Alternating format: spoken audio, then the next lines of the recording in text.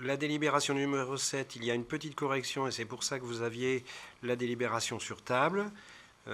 Parfois, il faut se méfier des taux. C'est peut-être plus intéressant celui-ci que l'autre d'avant. Donc, Monsieur Tastard. Donc, c'est une demande de dotation. Non. Ouais. Ah oui, je t'expliquerai. C'est une demande de dotation des équipements de territoires ruraux, travaux de requalification et de sécurisation des voiries qui sont contigus au Parc de l'Europe. C'est ce qu'on parlait tout à l'heure. La dotation des équipements et territoires ruraux, DETR, est une subvention ciblant les villes de moins de 20 000 habitants, donc nous faisons partie. Pour l'année 2018, les travaux en lien avec la sécurité au niveau de la voirie, des espaces publics, des établissements publics recevant du public sont particulièrement ciblés. À titre indicatif, le taux de subvention est fixé à 35% d'une dépense plafonnée à 675 000. Alors, sur l'ancienne délib que vous aviez dans votre dossier, le taux était de 45%. Pourquoi 45% 45% représentait uniquement les aménagements dits de sécurité.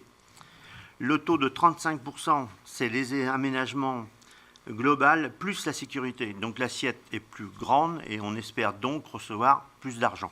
C'est simplement à ce niveau-là.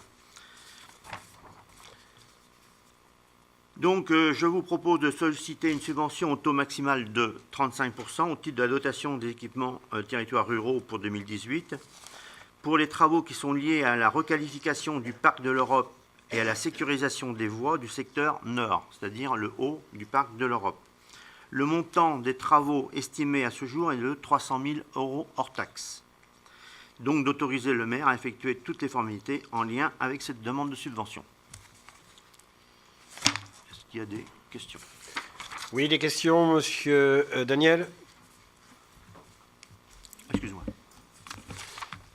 Petite question, est-ce que cette dotation est uniquement sur l'année 2018 ou elle sera aussi sur les années suivantes? Normalement, elle peut être sur les années suivantes. C'est puisqu'on peut phaser les demandes de subvention.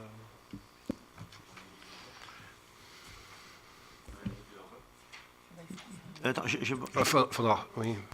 Dans la limite de l'enveloppe, je suppose. Il faudra faire des demandes.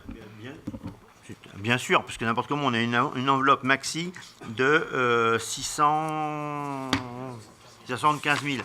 Et comme on phase, parce qu'il faut également que l'on engage les travaux, qu'on fasse des études et engager les travaux. Parce que si on n'engage pas les travaux, on n'a pas de subvention. Aussi primaire que ça.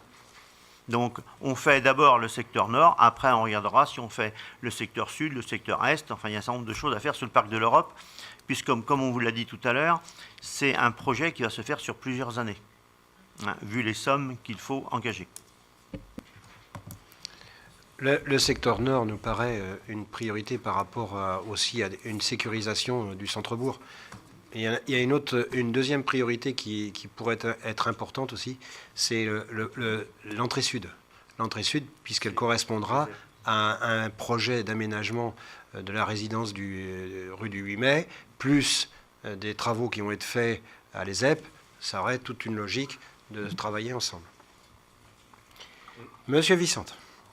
Je voulais quand même apporter une petite précision sur le Parc de l'Europe. Là, on est essentiellement en fait à regarder. Enfin, il y avait 3 axes qui étaient ressortis sur le Parc de l'Europe. C'est comment en fait le rendre plus visible de l'extérieur. Donc, on est plutôt sur ces parties-là, c'est-à-dire tout ce qui est aménagement et des gros aménagements d'un point de vue voirie. Mais il y avait aussi une identité à redonner au Parc de l'Europe et redynamiser en fait, trouver de l'activité en fait pour qui est vraiment des échanges intergénérationnels. Donc les autres, je dirais, domaines vont aussi être lancés, mais il y a une réflexion, et là, il n'y a pas forcément un coût, mais il y a une réflexion sur ce qu'on veut faire par rapport aux orientations programmatiques qui ont été données. Donc je ne veux pas qu'on pense, par rapport à ces délibérations, qu'on est parti que sur ça. Il y a vraiment toute une grande réflexion sur le Parc de l'Europe qui doit maintenant être mûrement réfléchie par rapport aux orientations programmatiques données par le CAUE. Est-ce que ça répond à vos questions? Oui. On passe au vote. Qui est contre? Qui s'abstient? C'est un vote à l'unanimité.